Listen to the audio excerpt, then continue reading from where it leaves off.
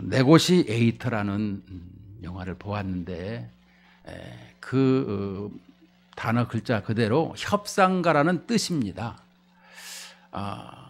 그것은 뭐냐면 우리가 이 현빈이 이 협상이라는 영화가 있듯이 인지를 잡고 협상하는 내용인 것입니다.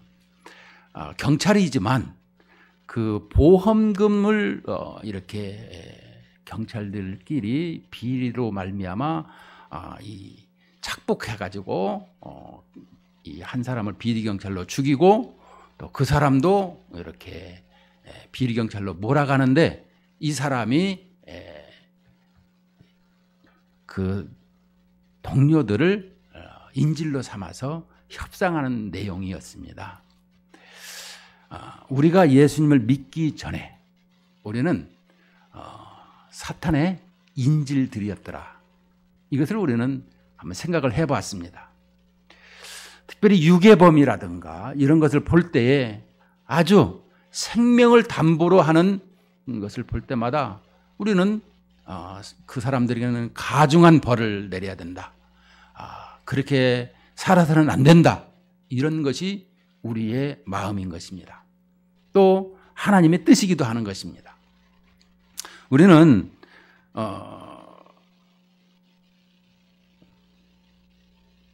하나님의 자녀가 되기 이전에 우리는 어떠한 삶을 살았는가라는 것을 우리는 되돌아 봐야 되는 것입니다. 여러분, 인질들을 생각하고 유괴를 당했을 때를 생각하면 우리의 마음은 심히도 답답하고 괴로운 것입니다. 마치 죄수들이 이 감옥소에 갇혔을 적에 그 두려움에 떠는 것이 있습니다. 이처럼 우리 신앙생활은 하나님 앞에 바른 생활이 되지 못하고 날마다 걱정과 두려움에 이런 모습이 되지 않았느냐라는 것을 볼 수가 있는 것입니다. 로마서는 여기 1장에서 이 7장까지 그 내용을 가지고 있습니다. 그리스도 밖에 있는 인간, 아담 안에 있는 인간이죠. 그 다음에 그리스도 안에 있는 인간, 그러나 그리스도 안에 인간으로서 죄를 지을 수밖에 없는 인간, 그러나 우리에게 있어서 이제 하나님의 자녀로서의 살아가는 사람을 이렇게 이 로마서는 특별히 사도 바울은 말씀해 주고 있습니다. 자, 그렇더라면 우리에게 그리스도 안에서 살아가면서 우리에게 힘든 삶이 있더라는 것을 우리는 또 지켜봐야 되는 것입니다. 로마서 7장 24절에 보면 23절 24절에 보면 내 지체 속에서 하는 다른 법이 내 마음의 법과 싸워 내 지체 속에 있는 죄의 법으로 나를 사로잡는 것을 보는도다. 오호라, 나는 곤고한 사람이로다. 이 사망의 몸에서 누가 나를 건져내랴. 여러분 한번 보십시다.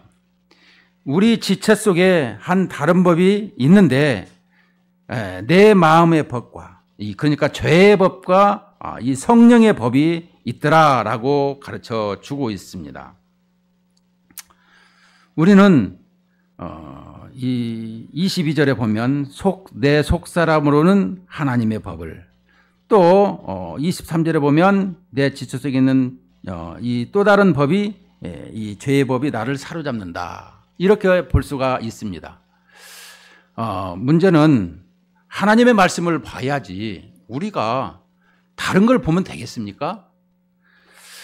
우리는 이 사도 바울의 오호라 나는 공고하다라고 할 때에 이 부분을 죄의 법과 하나님의 법에 우리가 사로잡혀 있더라라는 것을 볼 수가 있더라는 거. 이 두 법을 가지고 있는데 이것을 곤고한 사람이라고 하는 것은 두 사람이 빨래를 둘이 짜고 있습니다.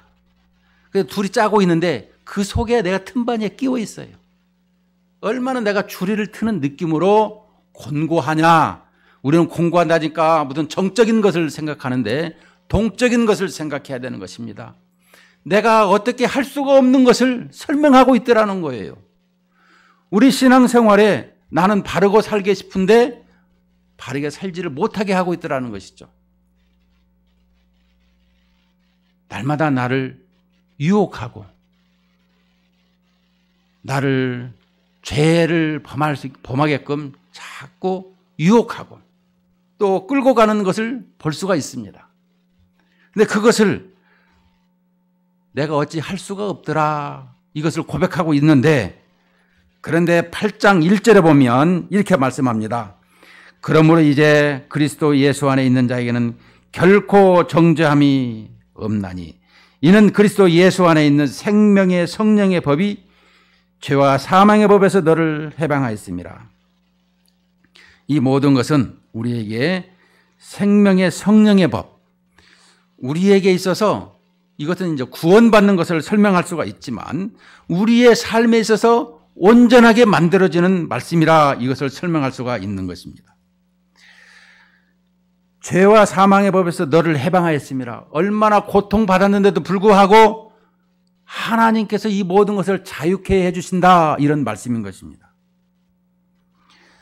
그것을 율법이 육신으로 말미암아 연약하여 할 수 없는 그것을 하나님은 하시나니 곧 죄로 말미암아 자기의 아들을 죄 있는 육신의 모양으로 보내어 육신의 죄를 정하사 육신을 따르지 않고 그 영을 따라 행하는 우리에게 율법의 요구가 이루어지게 하려 하심이라.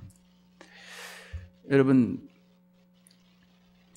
우리가 육신을 따르지 않고 영을 따라 행하는 삶을 살으라 우리에게 말씀해 주고 있어요.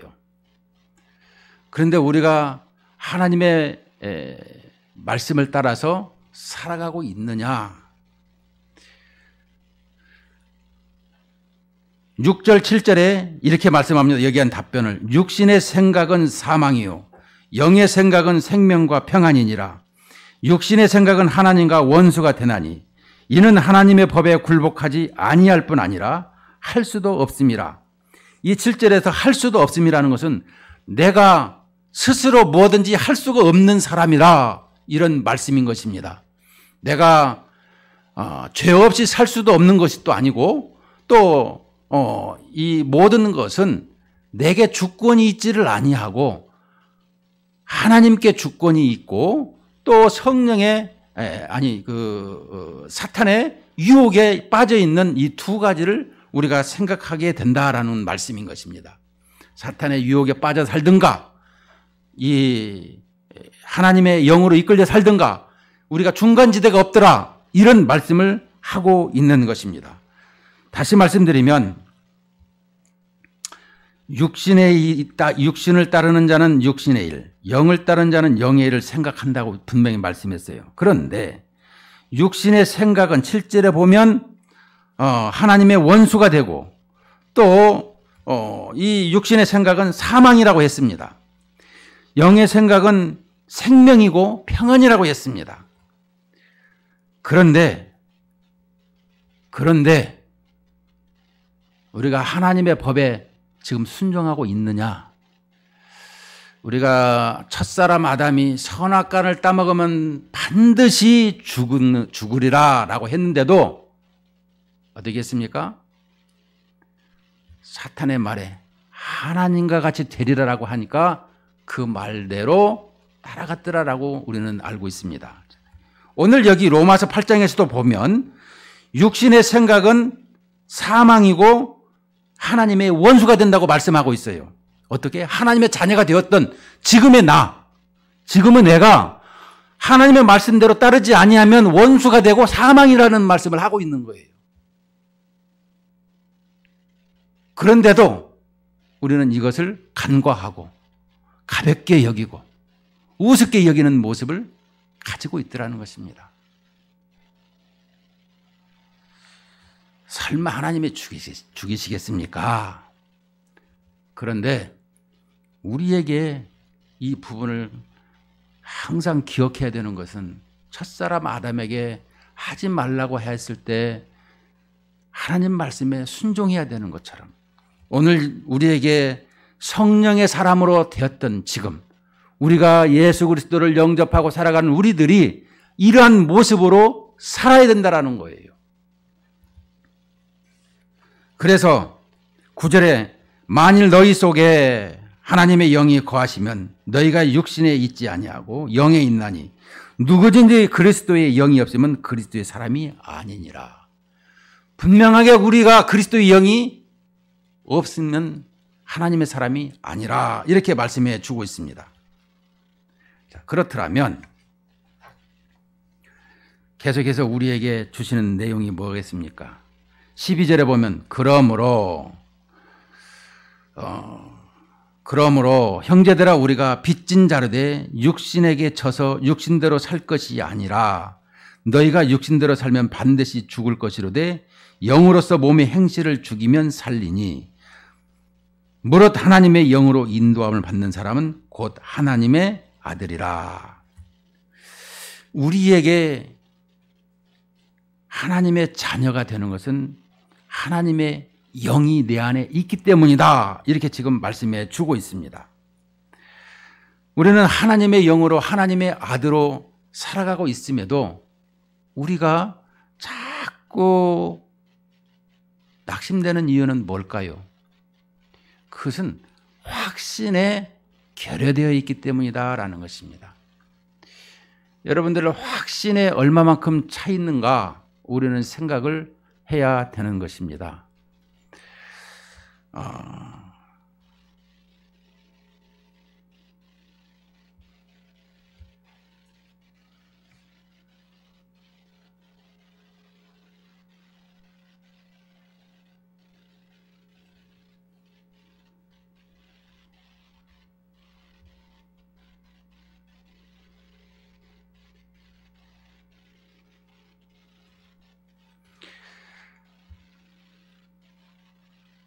우리가 하나님의 아들로 확신을 가지고 살아가는데 우리가 이런 부분이 어려움에 봉착된 것은 우리 신앙생활에 문제가 있어서 그러는 것입니다.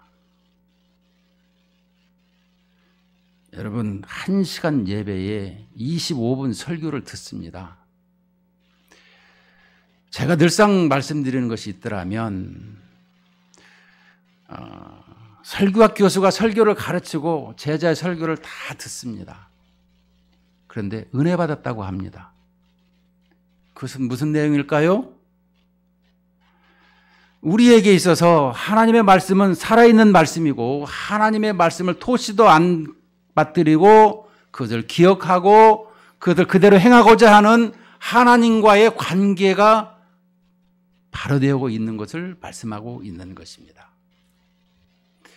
여러분 다 알고 있죠? 여러분 매일 밥을 그러면 똑같은 밥을 먹는데 왜 똑같은 밥을 먹죠? 다른 거 밥을 먹어야지. 성경을 우리가 다 압니까? 다 알지 않습니다. 다 알지 않기 때문에 성경을 계속해서 몇 동 읽었네 몇 동 읽었네 하는 거 아니겠습니까? 하나님께서는 우리에게 하나님 앞에 순종을 원하고 있는 것을 보고 있습니다. 예배하는 태도, 예배자의 하나님 앞의 관계성, 하나님의 영을 어떻게 내 안에 모시고 하나님을 기쁘시게 하고 있는가?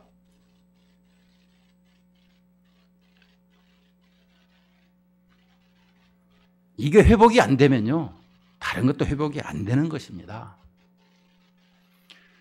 우리가 지금 예배하는 시간에 설교 듣는 시간에도 계속해서 우리 생각은 저 미국에 아니 지구촌 한 바퀴를 몇 바퀴 돌 것입니다. 그러나 우리에게 하나님이 요구하시는 것이 뭐겠습니까?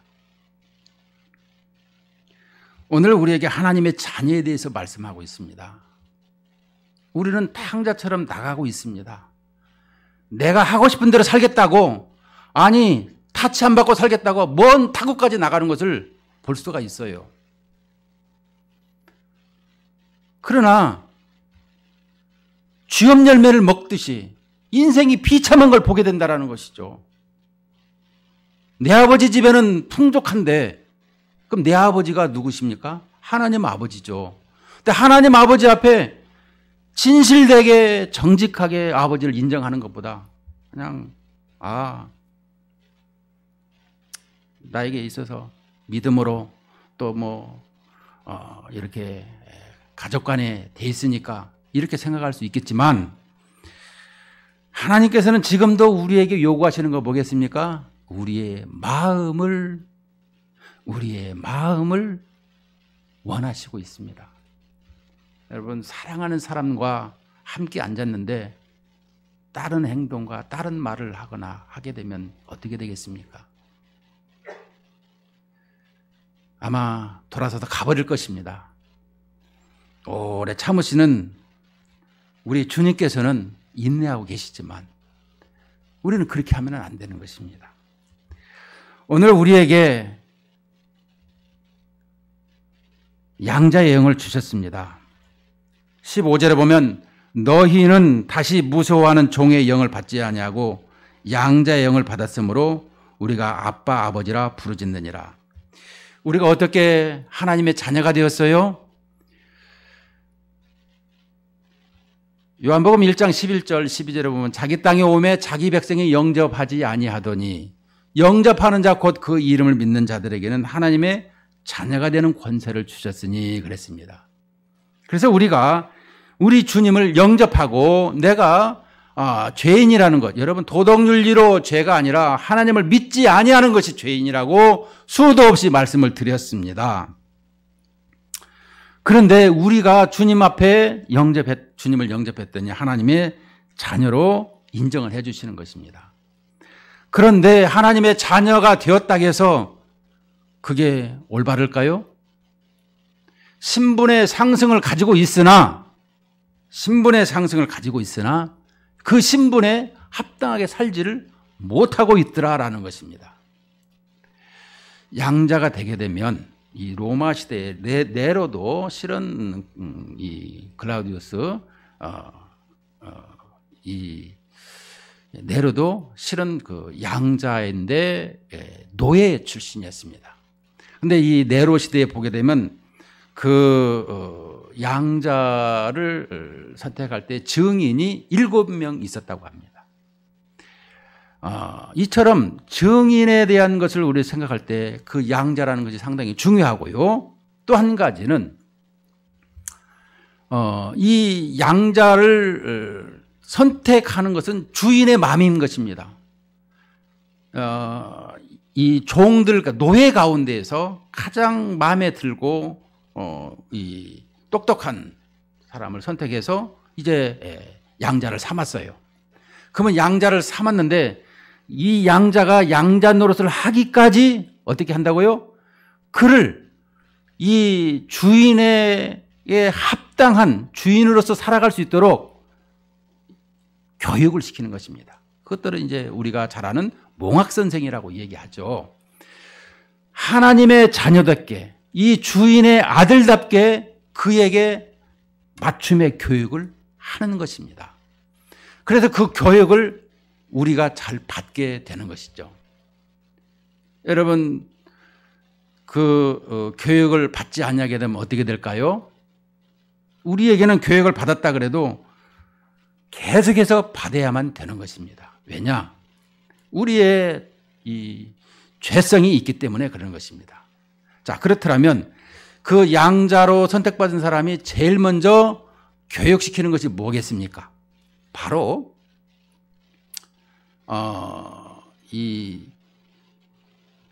그 과거를 묻지 마세요라고 하는 노래가 있더구만요.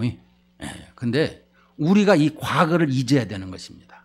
다시 말씀드리면 내가 노예했던 그 신분에 있던 것을 다 잊어버리는 거예요.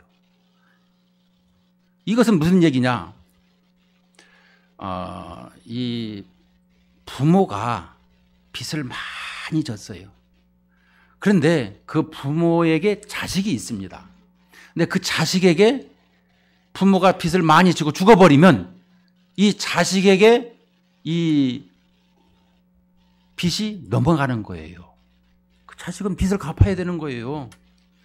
그런데 이 자식이 양자로 입장이 되면은 빚을 갚을 의무가 없어져요.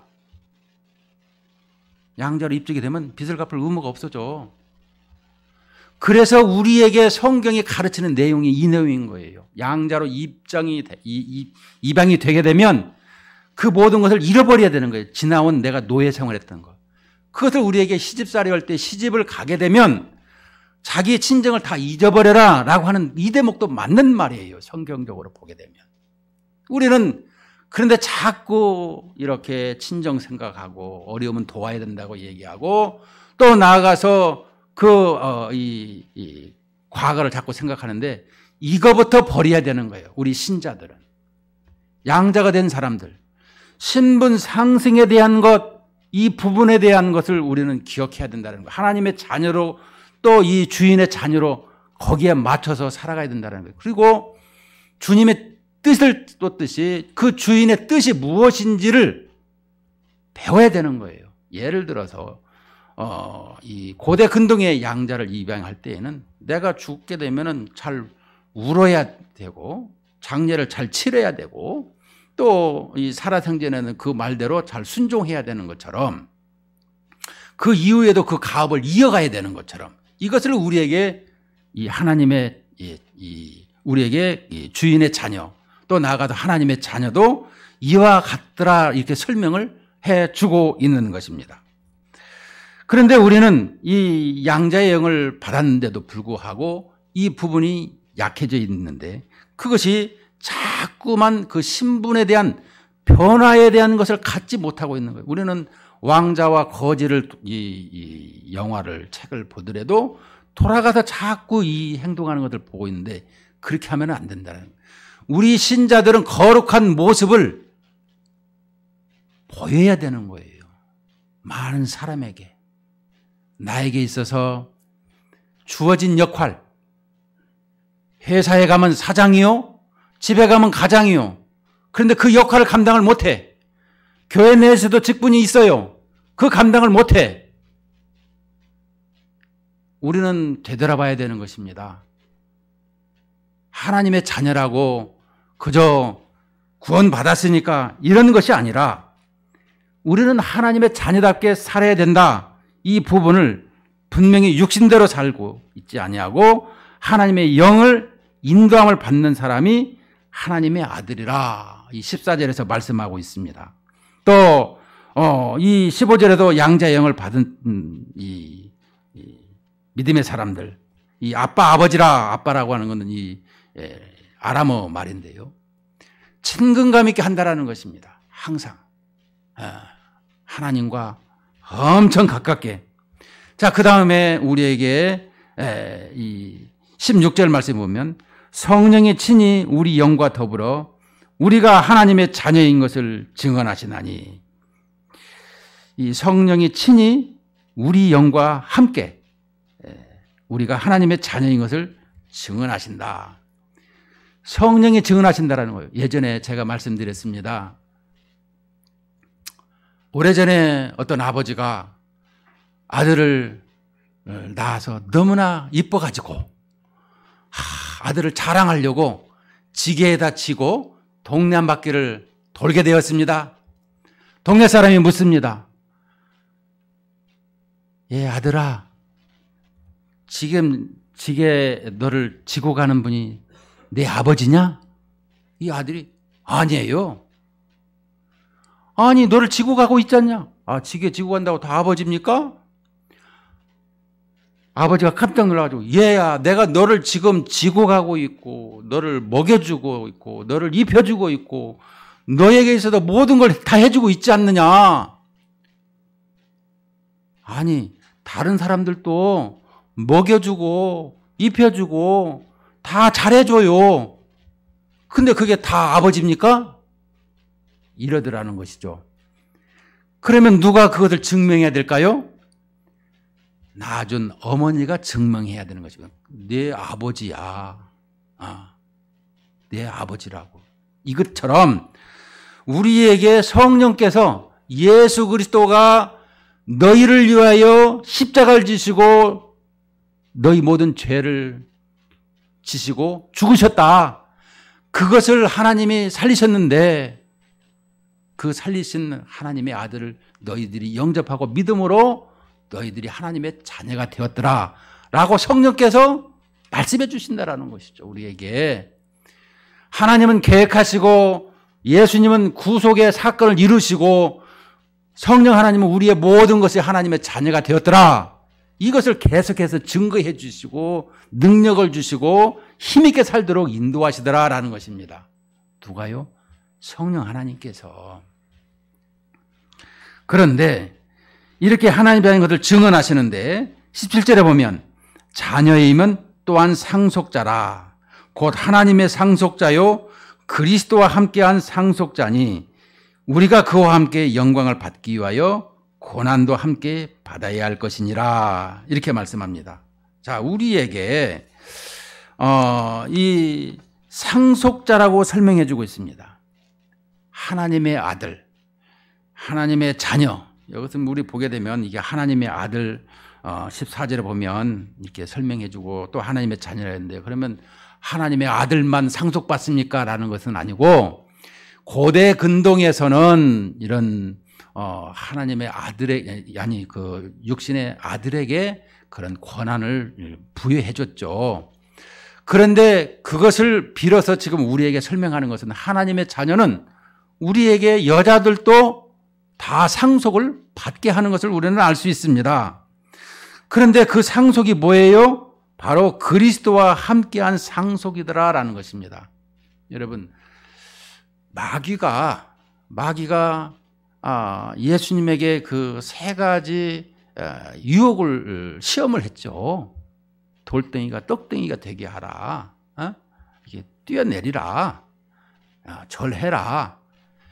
그런데 그 모든 것을 이렇게 하게 되면은 어떻게 되느냐? 예수님이 만일 그렇게 하게 되면 다 말씀으로 이기셨는데 만일 하게 되면 어떻게 되느냐? 그건 이 마귀의 종이 되겠죠. 그렇지 않습니다. 마귀의 종은 안 되지만 하나님이 사람의 몸을 입을 수가 없게 되는 것입니다. 사람의 몸을 입어야만이 되는 거예요. 그것을 어떤 목사님은 이렇게 말씀하십니다. 이쪽 사람이 이웃집이 두 집이 있는데 한 집은 이쪽 살고 한 집은 저쪽에 사는데 둘이 이 친한 이 회사 동료 관계예요. 근데 한 집에서 각자 개를 기르고 있습니다. 근데 개를 기르는데 둘이 공원에서 마주치면은 이게 이 사람 이 회사 동료니까 둘이 막 얘기를 하는데 여기 개들도 이 자주 만나다 보니까 꼬리를 흔들면서 킁킁대면서 이 얘기를 한다라는 것이죠. 근데 우리가 사람끼리 이 얘기를 하지만 이 개들의 얘기는 못 알아듣는다라는 것이죠. 어떻게 알아듣겠습니까? 그러니까 개의 생각을 알려면 사람이 개 안으로 들어와야 된다라는 얘기죠. 그러면 알 수 있겠죠. 그런데 그보다 더 우리에게 설명해 주는 것은 하나님께서 몸을 입고 우리에게 오셨다라는 이 얘기를 이렇게 비유하고 있더라고요.